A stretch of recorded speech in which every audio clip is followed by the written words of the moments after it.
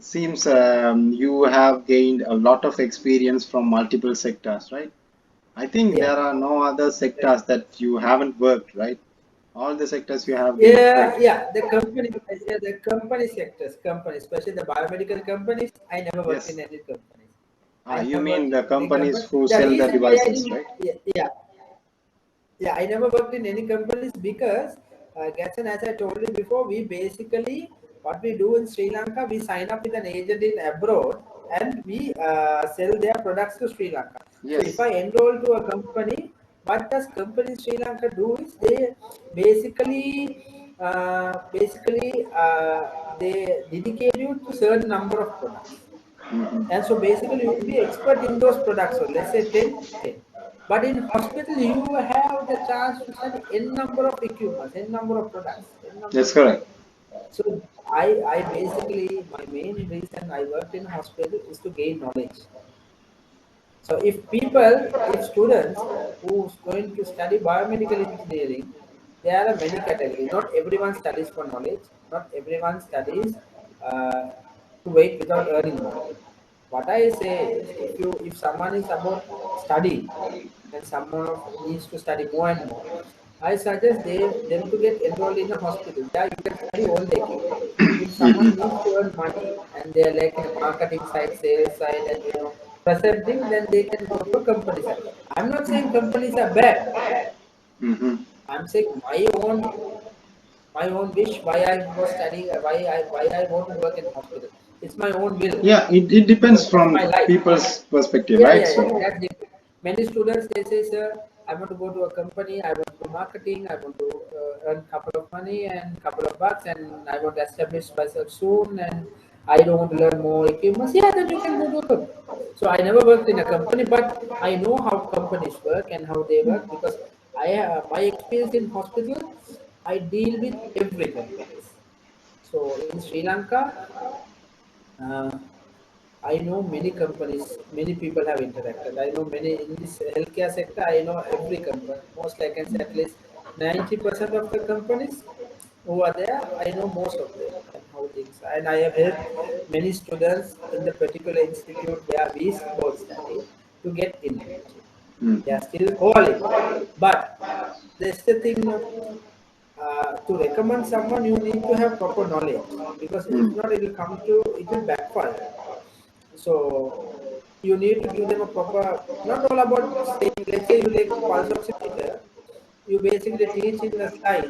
That is not the way, that is not enough. Mm. You should know, you should have a pulse oximeter in your hand, you should know to open it. Once you open it, you will see, you will identify the components inside there. Where is the photo detect? Where is the IR line? What is the main board way? How the connection is working? Where are the buttons? What sort of a display they have put? Everything. If you take a portable, you have a battery backup. What sort of a battery they have? How is the connection coming? So you don't learn this in a you won't learn this fully on a slides, no. Even though you learn fully on a slide, if you have a practical on-field experience, then you will understand it clearly. Yeah. So that is where that's what I want to work in hospitals, and in hospitals I got this experience. Hmm. Hmm. Yeah. Okay. And my next question is Salim. Have you faced any kind of challenges because you have worked in multiple sectors? So each types of sectors might give you different kind of challenges. So would you like to share the challenges whatever you faced in different sectors? Uh, I go stage by stage. During Yeah. intern, the challenges I faced was the how quickly to gain the knowledge Mm. about equipments because you go without you don't know anything basically from the institute where we came. We didn't have any practical experience. So my biggest challenge was to learn quickly to survive. I Hmm. had to learn quickly, otherwise, with great difficulty, I got that intern. I do not wanted to lose, so I had to do extra working hours. Even though I had working time from 8:30 to 5, I stayed till late 8 9 to learn from the technician who's coming there because in the night time hospitals are full most of the time. So learn few things, and I had to go home at about 10, 11 and come back in the morning. So learning was a challenge there. Then moving as a biomedical engineer, the biggest challenge is, yeah, convincing. Convincing people, let's say doctors or the nurses, that this equipment is good. Mm-hmm. See, most of the hospitals, what they see, certain places they see quality. Certain places they don't see the quality. But as a biomedical engineer, it's not about the price you should worry about, it's the quality you should worry. And you should explain why you should spend so much. Mm-hmm. That was a challenge. And the other challenge in the hospital, you should be occupied 24/7. Mm-hmm. Okay, you are not like a doctor. Certain doctors here they occupy 24/7, but certain doctors they work on a roster basis. When you become a consultant, you occupy 24/7 to your patients. But when you are a certain, let's say a medical officer doctor, what they do is their job. When the shift is over, they hand it over to someone. But a biomedical engineer can never ever say that I'm handing over my job to other biomedical engineer or other technician. He should be able to answer his handphone even in the middle of the night. So I used to get calls at about 11:30 or at about 1:30 in the night that certain this ventilator is not working. I have got. So this MRI is not working. We have a critical patient to be scanned in the morning. Mm-hmm. You wake up, brush your teeth, get down a vehicle, and go. So that was a challenge. The challenge was you need to keep yourself active. You have to be in alert 24/7. You cannot have a sound and deep sleep. Even if you're on vacation, even if you're having a dinner or lunch with anyone, when your phone rings, you have to answer. So, because you have to give the best service, and second thing, you have to remember you are a biomedical engineer working in healthcare. So, that is a huge challenge. Now, in educational sector, um, the challenge for me was, yeah, since our country is going through a economic crisis, things are very much inflated prices of certain medical equipment. Getting down those equipments for a lesser price was a challenge because end of the day, I don't like when you know that couple of months back a patient monitor was like for 1,80,000. That same monitor is for 500,000. Who will spend like that? Right? So you have to come down in pricing and get. And second thing, even though you have the money, you don't have certain things to buy. Mm-hmm. Okay, you don't have certain things. But fortunate enough, I was lucky enough to get things on time. So, yeah, we got things on time and we equipped on time. So that was a challenge, personally challenge for me. And in Sri Lanka, particularly in Sri Lanka, when you see, uh, we have very much in healthcare. Most of our people are they take a lot of what do you say? Certain people are more emotional. They take Mm-hmm. emotion based decision.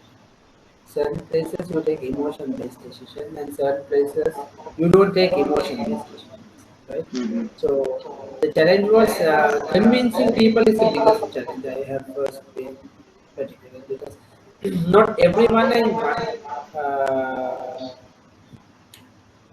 what do you say in one mind. Everyone have their different thousands of opinions. So you will have as a biomedical engineer, you have to collect all the opinions, understand everyone properly, and see view them from their own perspective, Mm-hmm. and give them the right solution. You understand? Now let's say when you and me talk about equipment, you see it in one way, I will see it in another way. I Mm-hmm. have to see in your way first, then I have to present my way. Then Mm-hmm. you can follow. So those are the challenges I have to face, especially even in attending late night calls, attending breakdown at any given time. You have to basically, if you are a real biomedical engineer, you will have to sacrifice most of the things. Even if a real healthcare person will have to sacrifice most of the things. But never think that this job will ruin your life. This job has no life. This job has the life because you save life. Mm-hmm. Those are challenges I have. Okay, okay. Salim, there are so many problems currently going on, right? Especially in Yeah. Sri Lanka, but not only in Sri Lanka. All over the globe, we have the Russian and Ukraine problem, we have the inflations, right? But Yeah, in Sri Lanka, we have a huge inflation due to our own issues, political yeah, issues. yeah, But in abroad, we have the same problem, not like us, but in a minor way, right? yeah. Would you be able to explain us about the job industry? I mean, the job market, BME market, right? So, is it okay Yeah. to select the course? Is it okay to study the course? And will the students be able to find a job nowadays? What do you think? Good question. Um, I can tell one thing with guarantee. One, if there's a sector, no matter whatever the disaster happen, that will never fall. That is healthcare, because it is essential for a human to live. Yeah. Second, okay, you need to eat food industry, healthcare industry. This will never ever fall, no matter whatever the disaster comes, because you need health. You need to live to do whatever the things next day. So, if you get a job in healthcare, your job is secured, because Hmm. as long as patients, or whether you work in a government sector or private sector, whether it's war or whatever, patients will come. No, you take a Hmm. war. When a soldier is injured, where he has to be rushed, hospital, right? And if he's a critical soldier, let's say he's everything, most of the organs are collapsed or whatever, he will be rushed to a hospital, and their Hmm. biomedical engineer has to be there. So no matter whatever the disaster happen, whatever the cause happen, whatever things happen, healthcare people, they never lose their jobs. No, have you seen Hmm. anywhere, anywhere in any especially? Have you seen the? You have seen most of the industry. Let's say the tourism, health, hotel industry. They fired a lot of people because they cannot pay Yes. their salary. We have many other industries, but healthcare, never you will see anyone have fired this much of doctors, that much. I have never seen any news so far. No, I no. follow, I see, I Nothing, approach. nothing happened like that. Actually, the thing was they were lack of professionals at that Lack time, of, right? So they need more professionals to be true, practiced. true, true. Now here, why I am in use of, why I initiated my proposal to initiate biomedical engineering. After pandemic, the requirement for biomedical engineers have increased Yes. drastically. Hmm. Why? People are starting to question, governments are starting to question, countries are starting to question what will happen if we get an epidemic. It is severe than COVID. So they are starting a lot of research-based institutes where you need biomedical engineers. A biomedical engineer will not work only in a hospital and a company, but he will work in a pharmaceutical manufacturing company. He can work in a research company. There are places where biomedical engineer is needed, Hmm. right? So here in Sri Lanka, because since we import and supply, it's a small scale companies when you look in the global level. But when you take like GE Electronics, they are manufacturing MRI, CT, ultrasound, every sort of thing. So they have officers in each country, and each country does one thing. When I take, let's say, CT, when I take MRI magnet coil is manufacturing USA. The other electronic components, the blueprint is made in France, and certain things are made in China, and they assemble in one place in India. So there's a huge biomedical engineers have to work there. So you have n number of opportunities. How many hospitals are getting open globally? Hmm. How many hospitals? Hospitals, they may limit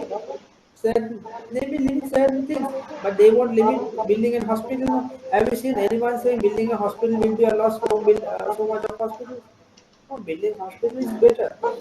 And second, yeah, then the food in this people need food. So even in the food industry, you will never lose jobs. Then now it has been a norm in the current generation. Education is must.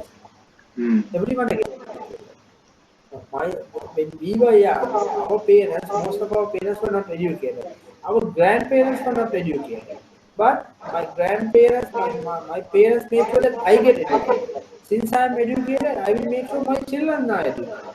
Your Hmm. children are educated. So education also has become an important thing like health and food.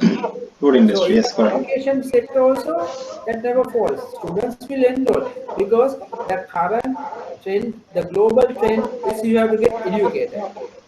I saw somewhere, I don't remember the company, to get a cleaning staff, a minimum qualification they expect to have an O-level qualification. They didn't expect them to have a pass, but they said they you should have a minimum O-level qualification. But let's say when you take a cleaning person, what does this person need qualification for? Is basically we might think, why you need a qualification? If you basically cleaning and washing, no? Why do you need? No, they are looking the discipline. Mm. So education has become a must. Education is a must because the way the world is revolving, each and the more educated people are there, the world will be better place. Mhm. So the students or the viewers, whoever watch this session, they will definitely believe that they don't need to lose hope, right? So they can continue They should. whatever they have There's nothing started. to lose. Of. There was nothing to lose. Of.